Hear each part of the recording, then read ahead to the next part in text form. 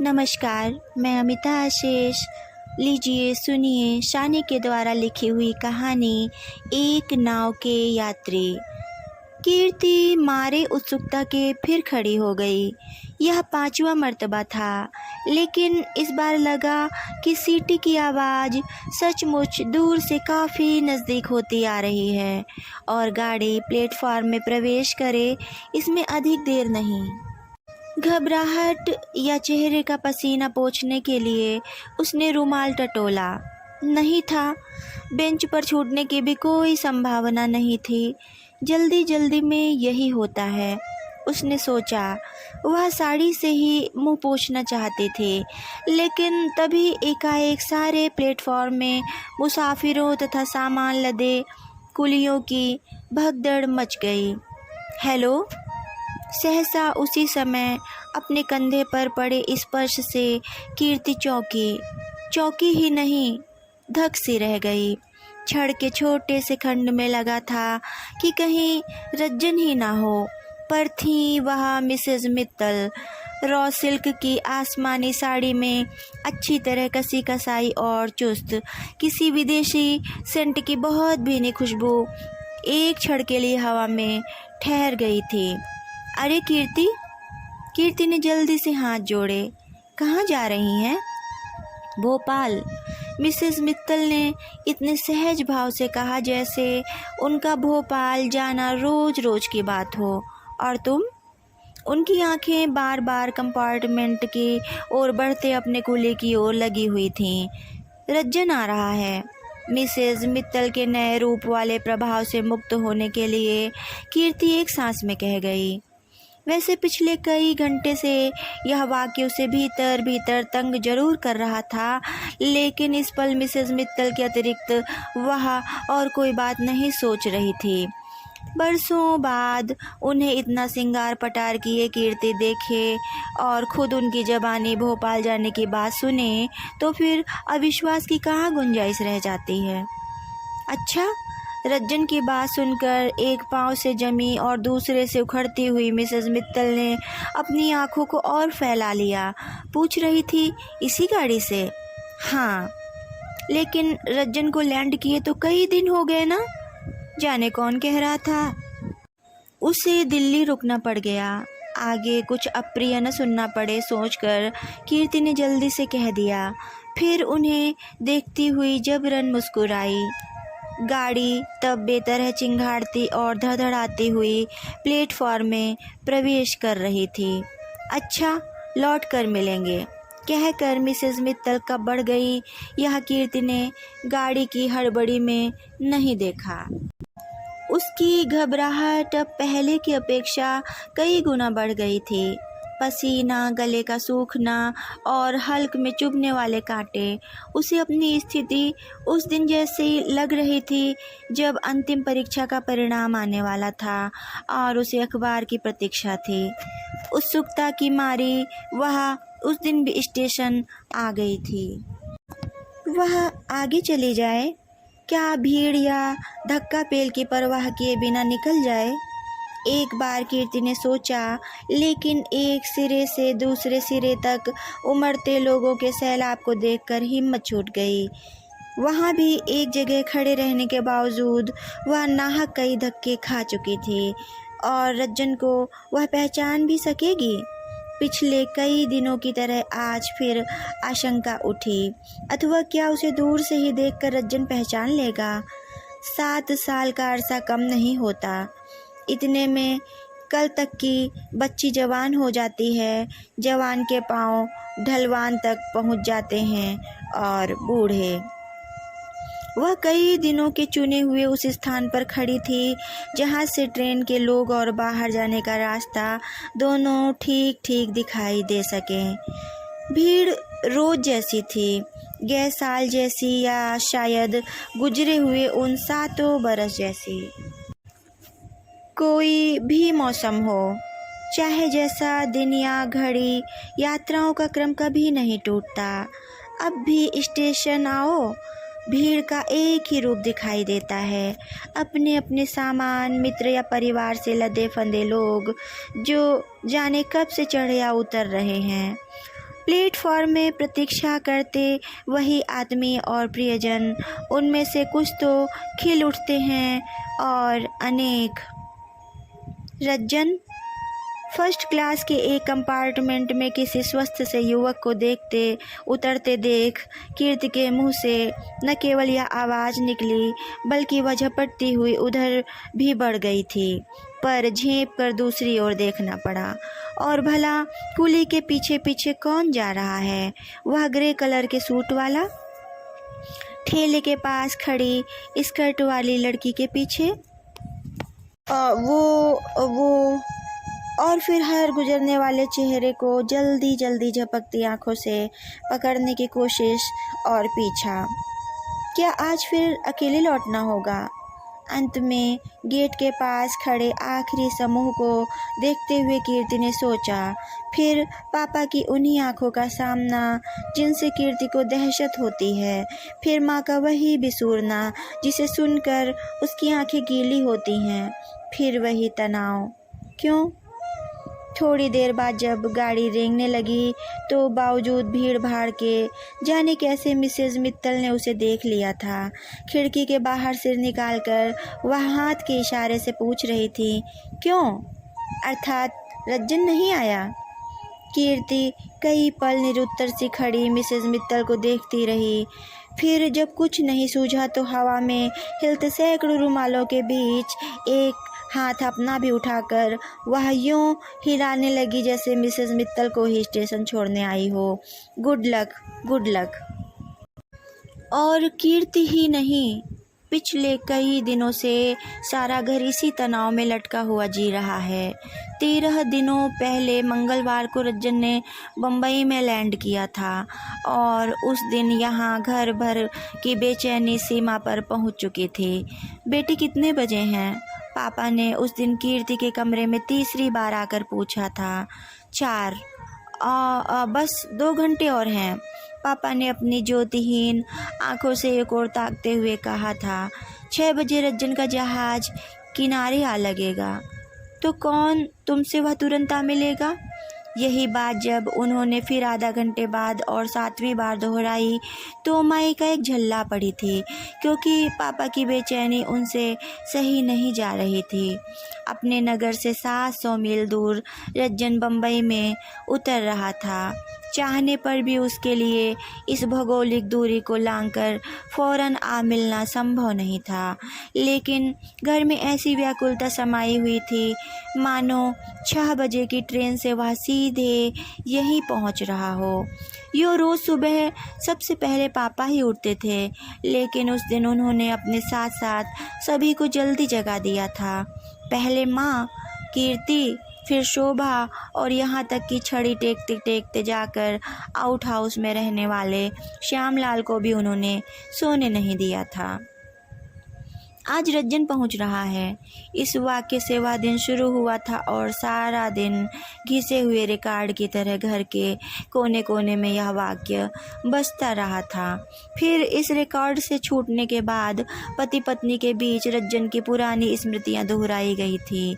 उसकी कुछ आदतों, विशेषताओं और गुणों आदि के चर्चे हुए थे और रात कीर्ति को बड़ी देर तक पापा के जागने की आहट मिलती रही थी।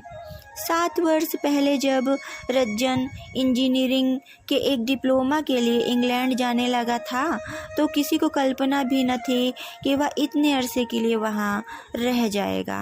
केवल 2-2.5 वर्ष में लौट आने की बात थी। तब ब्याह हुए सिर्फ 6 माह गुजरे थे।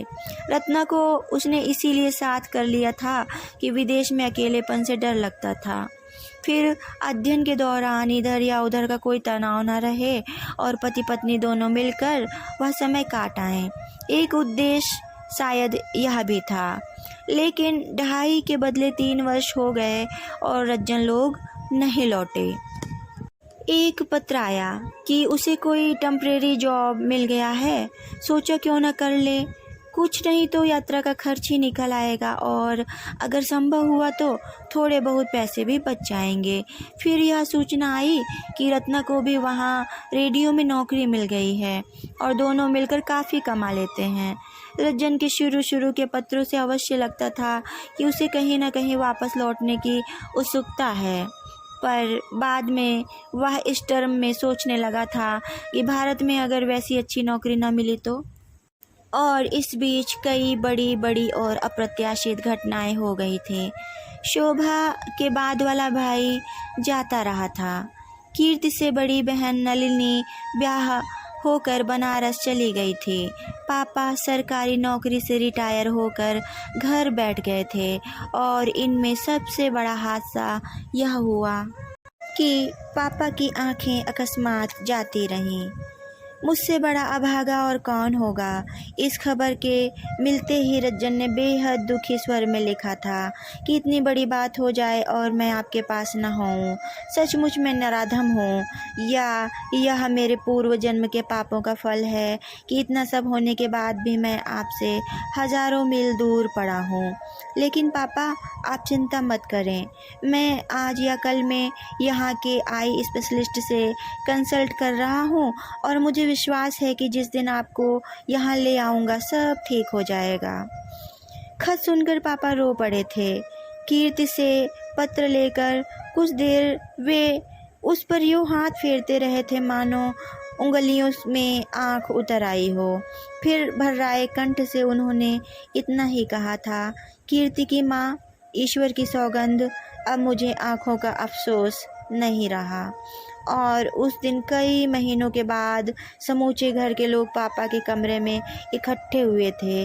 उन्हें घेर कर कीर्ति, शोभा और माँ सभी बैठ गई थीं और पापा ने अपनी आदत के अनुसार नौकरी के दिनों वाले बरसों पुराने किस्से सुनाए थे। वे किस्से जिन्हें इससे पहले भी कई बार उन्होंने सारे घर को सुनाया था। गेट के बाहर ही कीर्ति ठिठक गई। 3-4 दिनों से यही हो रहा था। स्टेशन से लौटने में पैदल तय करने वाला रास्ता चाहे जल्दी से कट जाए, घर आते आते अक्सर कदम धीमे पड़ जाते थे।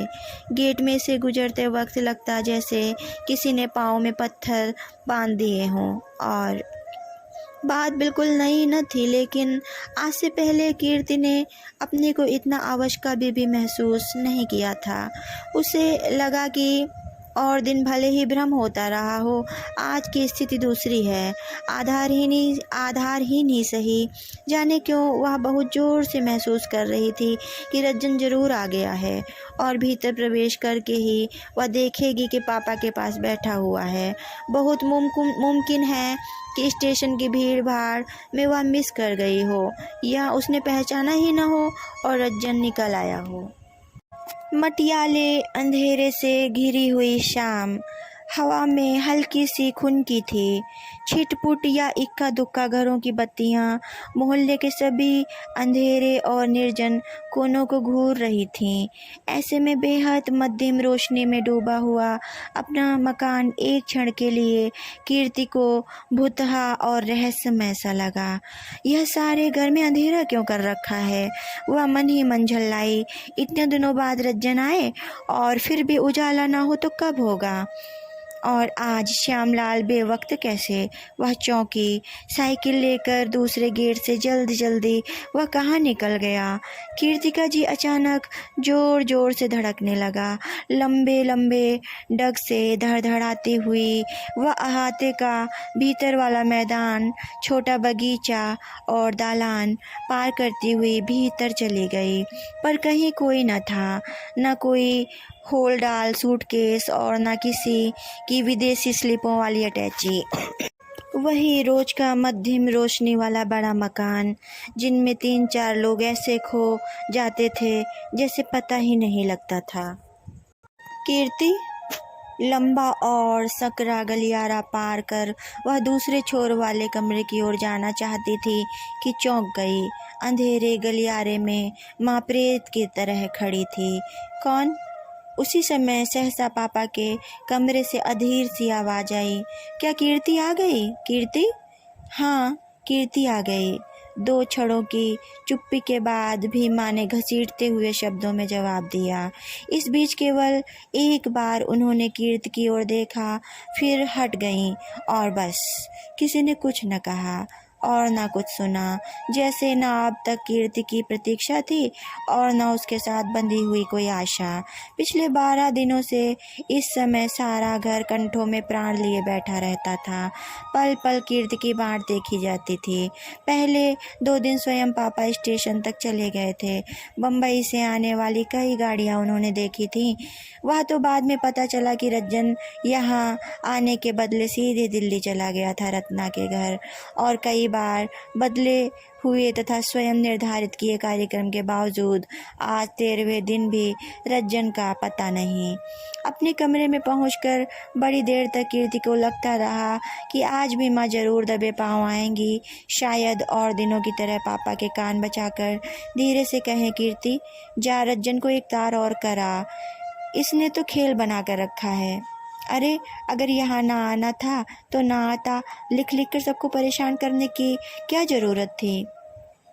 पिछले 2 तार ऐसे ही हुए थे और गए दिन जो ट्रंक लगाया जा रहा था उसके पीछे भी यही था। पर सचमुच माँ नहीं आई। खाने की सूचना लेकर शोभा पहुँची थी। आज मिसेज मित्तल मिल गई थी। खाने की मेज पर भी जब वही तनाव गिद्ध के डैनों की तरह मंडराता रहा तो कीर्ति ने केवल बात करने के लिए सप्रयास बात शुरू की। कहाँ? उदासीन भाव से माँ ने पूछा। स्टेशन पर। अच्छा, वह भोपाल जा रही थी? कहकर कीर्ति ने तत्काल माँ की ओर देखा। उसका अनुमान ठीक था। मिसेज मित्तल के साथ भोपाल का नाम सुनते ही माँ बेतरह चौंकी। मुंह की तरफ बढ़ता उसका हाथ सहसा रुक गया, जैसे अचरज भरी घटना की खबर दी गई हो। साश्चर्य पूछा, किसने कहा? वह खुद कह रही थी। विश्वास करने के प्रयास में माँ कीर्ति को घूरती रहीं। एक क्षण के लिए उनकी आंखों में अजब सा भाव तैराया। जाने वह छोटी सी खुशी का था या अचानक लगे हल्के से धक्के का।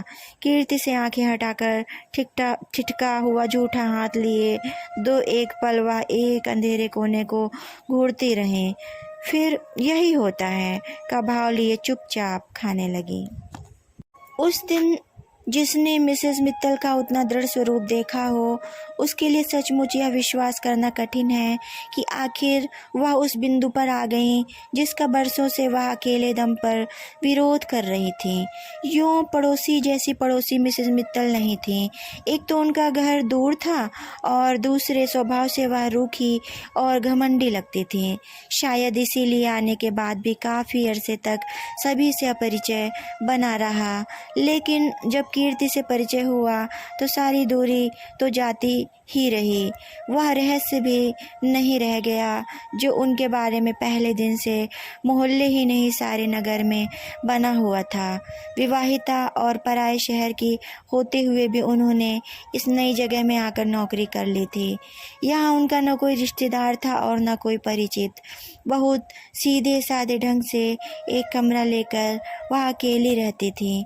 अकेली ही नहीं, अलग थलग और सभी से कटी हुई। शायद इसीलिए लोगों में कानाफूसियाँ थी। और क्या कोई भी जवान औरत किसी नए शहर में अकेली जान रह सकती है? मिसेज मित्तल अगर सचमुच विवाहिता या सुहागन हैं तो कभी उनका पति उनसे मिलने क्यों नहीं आता, अथवा पिछले 3 वर्षों में एक बार भी अपने पति के पास भोपाल क्यों नहीं गईं? और समझ में नहीं आता कि लोगों को दूसरे की ज़िंदगी में इतनी दिलचस्पी क्यों होनी चाहिए।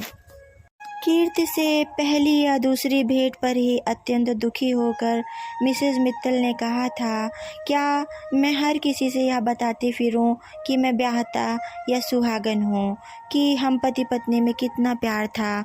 महेश ने अचानक कैसे मेरे साथ धोखा करना शुरू कर दिया और कैसे अलग होकर मैं इसी बात पर आज तक उससे लड़ रही हूँ। और उसी दिन कीर्ति ने पहली बार जाना था कि इस भूखमरी दुनिया में आज भी ऐसे लोग हैं जो टूट भले ही जाएं, झुकना या समझौते करना नहीं जानते। अगर प्रेम विवाह के 1-2 साल बाद ही महेश किसी रूप जाल में उलझकर नए अफेयर में फंस जाए तो मिसेस मित्तल जैसी कोई भी स्वाभिमानी औरत और क्या कर सकती थी। कीर्ति को लगा जैसे वह अकेली नहीं। चुपचाप कौर उठाती हुई माँ भी आज उसी दिन के बाद सोच रही हैं। उस दिन जब शोभा के बर्थडे के बाद मिसेस मित्तल आई थी, घर में बीते हुए एक छोटे से उत्सव के अवशेषों के बीच उस दिन माँ को जाने क्या सूझी कि ट्रंकों में एक जमाने से बंद ढेर से पुराने कीमती कपड़े वह निकाल लाई थीं। फिर उन्हें मिसेस मित्तल के सामने फैलाकर बैठते हुए पूछा था, तुम्हें रफू करना आता है? मिसेस मित्तल ने हंसकर नहीं कर दी थी। ये कपड़े मेरी शादी के हैं, माँ बोली थी। कुछ शायद उससे भी पहले के रखे रखे फटते देख जी दुखता है। तो जानती हो क्या करती हूँ? रफू कर कर के फिर सहज देती हूँ। मेरी तो अब पहनने की उम्र नहीं रही। कीर्ति नलिनी से पहनने को कहती हूँ तो ये लोग हंसती हैं। मिसेस मित्तल एक एक साड़ी का पल्ला लेकर उन पर किया हुआ सोने चांदी का काम देखने लगी थी। तुम भोपाल कब जा रही हो? और बीच में बिल्कुल अचानक बिना किसी प्रसंग के माँ ने पूछ दिया तो कीर्ति ने स्पष्ट देखा कि मिसेस मित्तल का चेहरा एकदम उतर गया। अपने को जैसे तैसे संभाल कर उन्होंने सूखे होठों से जवाब दिया था, अभी तो ऐसी कोई बात नहीं। क्यों? क्यों क्या? माँ बोली थी। दुनिया में यह सब तो चलता ही रहता है। तुम अकेली कब तक लड़ोगी? किसी चीज़ से अगर सचमुच प्यार हो या वह कीमती हो तो टूट फूट जाने पर भी उसका मोह नहीं जाता। मुझे देखो। और फिर पुराने कपड़ों वाले उदाहरण के अतिरिक्त उनकी ढेरों दुनियादारी की बातें, जिनमें से हर एक का इशारा बस एक ओर ही जाता था। यहाँ तक कि अंत में मिसेस मित्तल घबराकर किसी बहाने से कीर्ति के कमरे में उठकर आई थी। एकांत में कीर्ति के सामने उन्होंने आंसू पोंछे थे। क्रोध और अपमान से तमतमाया चेहरा लिए वह बड़ी देर तक चुप रही थीं और जब माँ के ही स्वर में कीर्ति ने तसल्लियाँ देनी चाही तो आवेश में आकर उन्होंने अपने जूड़े में खुसा फूल निकाल लिया था। कुछ देर वह उसकी पंखुड़ियों को सहलाती रही थी, मानो कोई गहरा सा जवाब देने के पहले शब्दों को तोल रही हों। अंत में उसकी एक पंखुड़ी को नाखून से चीरकर भरे गले से पूछा था, इसे रफू कर सकती हो? और कीर्ति को हाथ खींचते देखकर माँ ने सहसा टोक दिया, तूने तो कुछ खाया ही नहीं, बस। कीर्ति अनमने भाव से उठी और हाथ धोने के लिए वॉश बेसिन की ओर बढ़ी। सोने से पहले बत्ती बुझा देना। जाती हुई कीर्ति को माँ ने रोज की तरह हिदायत दी। नाहक मुझे परेशान होना पड़ता है और शोभा अगर जिद करे तो अपने पास ही सुला लेना। अच्छा। रज्जन के बारे में कोई बात नहीं, एक शब्द नहीं। रात कई बार कीर्ति को भ्रम होता रहा कि माँ उसके कमरे में आई हैं। वह कई बार अचकचा कर उठी, लेकिन रात के सन्नाटे में पापा के कमरे से खांसने और बार बार बेचैन करवटें बदलने के अतिरिक्त और कोई आहट नहीं आ रही थी। लेकिन 13 दिनों से जिस रज्जन के आने की इतनी धूम थी, वह आया तो तब जबकि उसे लेने के लिए घर की दहलीज पर कोई नहीं था। सुबह के 3 बजे थे और सारा घर सो रहा था। कीर्ति से खबर सुनते ही पापा हड़बड़ाकर उठ बैठे। अपनी छड़ी लिए एक पल वह हवा में हाथ चलाते रहे, फिर केना के जवान पत्ते की तरह बाहें फैलाकर थरथराते हुए खड़े हो गए। रज्जन ने आगे बढ़कर उनके पांव छुए। पीछे पीछे रत्ना थी। तूने तो बड़ा इंतजार कराया। अपने चरण छुए जाने के बीच माँ कहना चाहती थी, यहाँ तो कई दिनों से यह हाल है कि, पर कहा नहीं गया, किसी से कुछ नहीं कहा। तभी वहाँ शोभा आ गई और बरसों बाद हम उम्र भाई बहनों के मिलने का शोर सारे घर में गूंजता हुआ पास पड़ोस तक जा पहुँचा। अरे शोभा, तू इतनी बड़ी हो गई। और क्या, उतनी ही बनी रहेगी, माँ बोली। रत्ना, तुम्हें याद है? रज्जन ने कहा। यह कितनी सी थी और कीर्ति को तो देखो, कमबख्त अच्छी खासी महिला बन गई है। और जो मैंने एमए पास कर लिया है वो, कीर्ति बोली, लेक्चरर हो गई हूँ और तुम लोगों के बराबर कमाने लगी हूँ। वो इनमें से किसी की बधाई नहीं। रज्जन, इस बार तो मुझे भी अपने साथ इंग्लैंड ले चल। अच्छा, रज्जन ने चिढ़ाया। कभी आईने में अपनी शक्ल देखी है? और उस धमा चौकड़ी में कीर्ति के अतिरिक्त किसी ने नहीं देखा कि पापा की उठी हुई बाहें कैसे नीचे गिरीं। देखो मैं तुम सबके लिए क्या क्या लेकर आया हूँ। फिर बीच में ही उठकर रज्जन ने ट्रंक खोला और माँ के मना करने तथा यह कहने के बावजूद कि दिन में देख लेंगे, उसने एक एक करके सारी चीज़ें उत्साहपूर्वक फैला दें। पापा के लिए ऊनी कोट, माँ के लिए कार्डिगन, शोभा के लिए नए प्रकार के खिलौने और कीर्ति नलिनी के लिए स्वेटर तथा स्कार्फ। रत्ना यह बताती रही कि उन प्रेजेंट्स के एक एक पीस के लिए उन्होंने लंदन की कितनी कितनी दुकानें देखी और कितने अंबार में से पसंद किया था। पापा ज्योति विहीन आँखों से अपने ही परिवार को घूरते हुए अपरिचितों की तरह सुन रहे थे। अगला दिन कीर्ति के घर ऐसे आया जैसे बरसों पहले कभी आया करता था। सुबह से मिलने बैठने वालों का तांता लग गया था। उनमें पापा के मित्र थे, माँ की परिचित महिलाएं थीं, कीर्ति शोभा की सहेलियां थीं और सबसे अधिक संख्या थी रज्जन के उन दोस्तों की जिनके साथ उसने बचपन और स्कूल के दिन गुजारे थे। अब तो तुम्हारा साथ भी फिजूल है, दोपहर को दिन रात के संग संग बैठने वाले शर्मा जी ने कहा तो पापा एकाएक चौंके। क्यों? अरे भाई, अब तुम यहाँ हो ही कितने दिन? दूसरे मित्र सक्सेना ने कहा। चंद दिन ही तो ना, रज्जन आ गया है, तुम्हें अपने साथ ले जाएगा, बिना उसके थोड़े ही न मानेगा। अच्छा वो। पापा सांस छोड़कर धीरे से राहत भरी हंसी हंसने लगे। देखो क्या होता है, पीछे तो वह बहुत दिनों से पड़ा है, मैं ही अब तक चुप बैठा रहा। कभी सोचता हूँ कि रज्जन की बात मान लूँ, कभी हिम्मत नहीं होती। इसी चक्कर में मैंने यहाँ किसी डॉक्टर को भी नहीं दिखाया। सच पूछिए तो शर्मा जी अपना देश छोड़ने के नाम पर ही जी कचोटता है। तो कौन आपको हमेशा के लिए जाना है? शर्मा जी बोले। आंखें वापस मिल जाए चले आना। पापा कुछ सोचने लगे, मानो उसी समय निर्णय कर रहे हों कि उन्हें रज्जन के साथ जाना है अथवा नहीं। निश्चय ही शर्मा जी, सक्सेना या सभी लोगों को लग रहा था कि रज्जन के आने का अर्थ ही उनका जाना है। पत्नी बच्चे ही नहीं, स्वयं उन्होंने यह बात कई लोगों से कह रखी थी। लेकिन आज इस वास्तविकता का पता शर्मा जी, सक्सेना या बाहर वालों में से किसी को नहीं था। उसे याद कर उन्हें अजीब सी व्याकुलता हो रही थी। मन की चिकनी और बेहद विचलन भरी दीवार पर जो सांप की तरह चढ़ और गिर रहा था, वह यह भय था कि रज्जन कहीं अपने पत्र की बात भूल तो नहीं गया। आने के बाद से आंखों के बारे में औपचारिक सी पूछताछ के अलावा और कोई बात नहीं हुई थी। होगी, लड़का ही है, बरसों बाद आया है, पहले उसे दम मारने की फुर्सत तो मिले। रात को जब माँ ने उनसे खाने के लिए कहा तब भी वह शायद उसी मुद्रा में थे। बोले, रज्जन को आने दो, उन लोगों का कोई ठिकाना भी है। माँ ने कहा, सैर सपाटे को गए हैं, जाने कब तक आते हैं। आखिर आएंगे तो, पापा बोले। कीर्ति शोभा को भूख लगी हो तो खिला दो। पर जाने क्यों भूख किसी को नहीं थी। पिछली रात की तरह सभी उस रात भी 11 बजे तक रज्जन रत्ना की प्रतीक्षा करते रहे। इस कोशिश में शोभा भूखी ही सो गई और तब भी उठाए नहीं उठी जबकि वे लोग लौट आए। पार्टियां और पिक्चरें। पहली दोपहर को छोड़कर 3 दिनों में न कोई रात खाली गई और न कोई दिन। पार्टियों और पिक्चरों का सिलसिला मुतवातिर चला और रज्जन को लगता रहा कि कुछ देर से घर आकर उसने सचमुच गलती की है।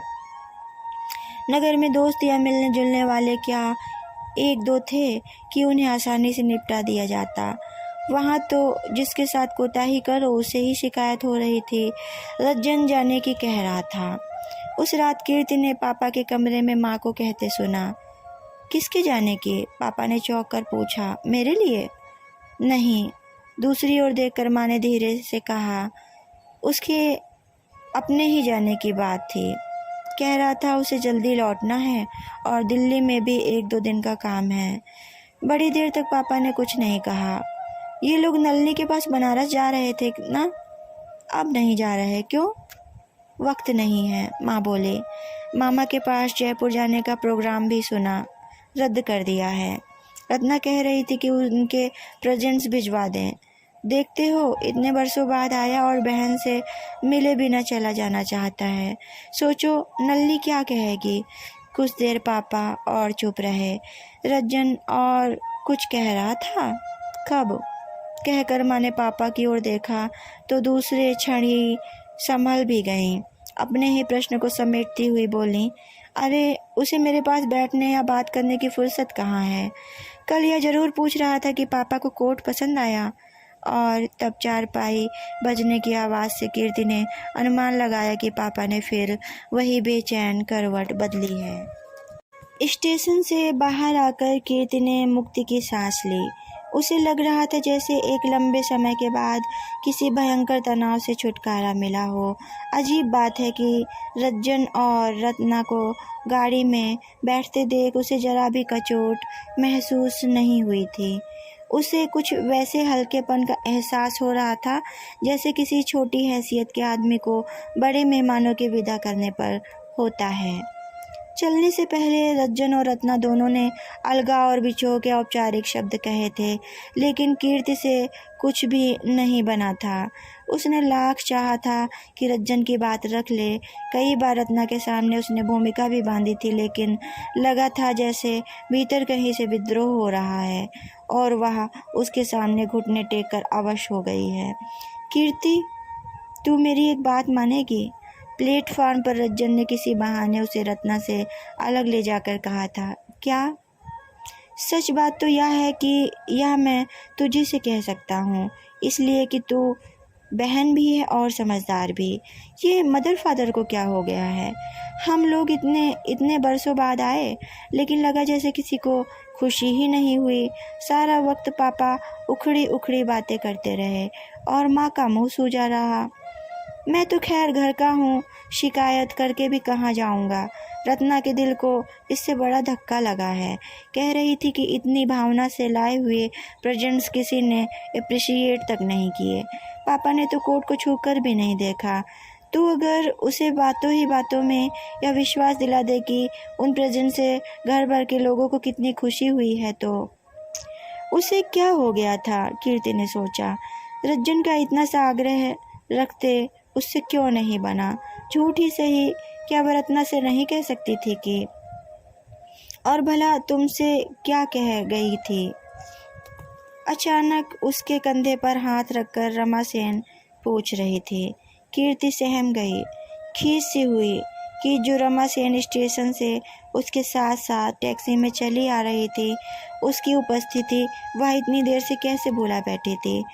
और कौन क्या कह रही थी? कौन? हाँ, मिसेस मित्तल।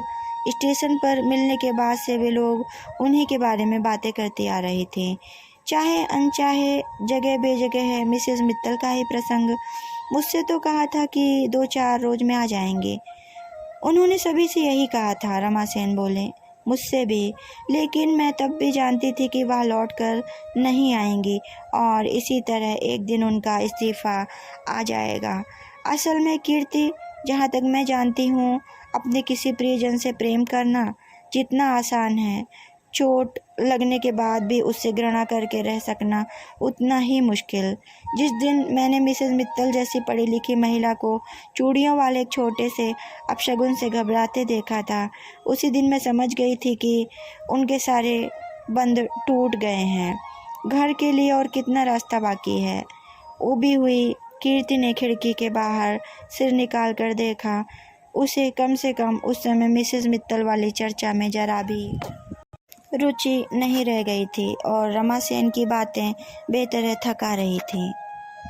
फिर वही अपने ही घर में प्रवेश करने का भय।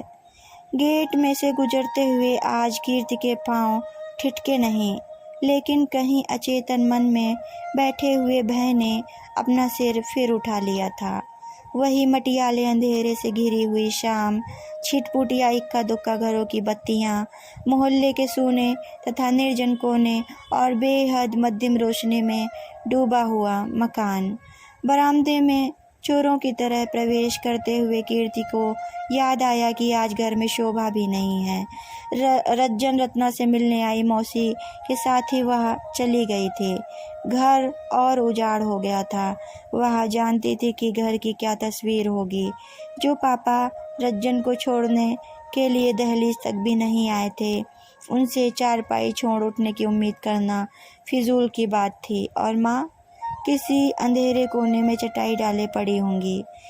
कीर्ति थक गई थी। अच्छा हुआ कि आज शोभा भी नहीं थी।